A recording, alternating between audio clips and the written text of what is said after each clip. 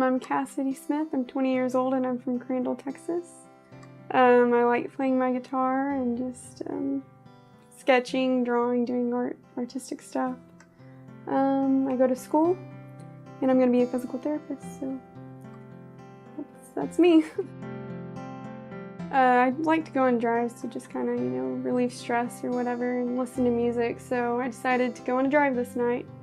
And it's a little country town, so it's just, 2-lane roads. So I didn't think anything of it, and then the next thing I knew, I woke up pinned against my steering wheel.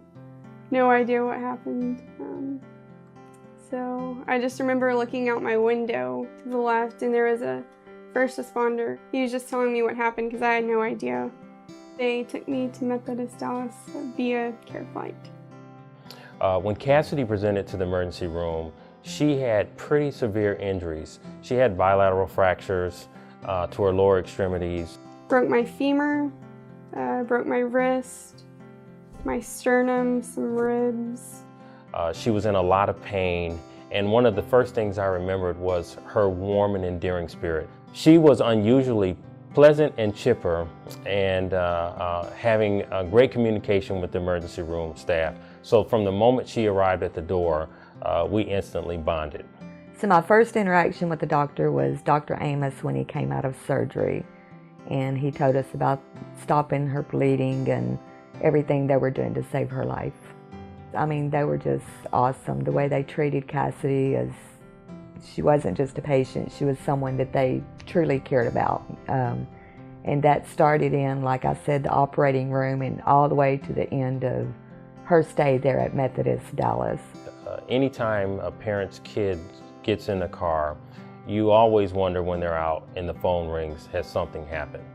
And so when children, young adults present to our emergency room after being in motor vehicle collisions, one of the first things that hits you in the gut is, as a parent, you think about, how are they doing? What kind of call am I going to have to make to their parent? I can still remember the night getting called about Cassidy's care. It was late at night, and I remember there's what we call level 1 trauma activation, and she was being taken to the operating room. Treating a trauma patient really requires specialty care, and that level 1 designation really shows that, one, we've worked hard, we've put a team together, and we're able to take care of any trauma patient that comes in or that may present to the hospital or outlying counties. I knew that this was going to take her somewhere or challenge her like she had never been challenged before. I knew that she was really going to need somebody to back her up and encourage her along the road. And I can tell you that the whole team here at Methodist Hospital, every therapist that came in her room, every nurse that came in her room, sat with her, encouraged her, knew that she was going to be just challenged in so many ways over the next 6 or 8 or 9 months.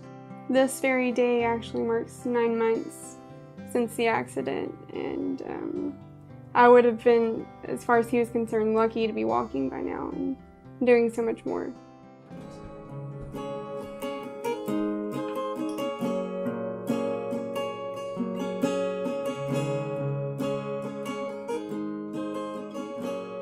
Everyone was so great to me, and just so sweet and kind and just human, I guess. They knew that, I'd been through something terrible, and they did everything they could to cheer me up. When I wanted to hear the truth, they would tell me the truth, and that's what, you really need in hard times like that. They saved my life.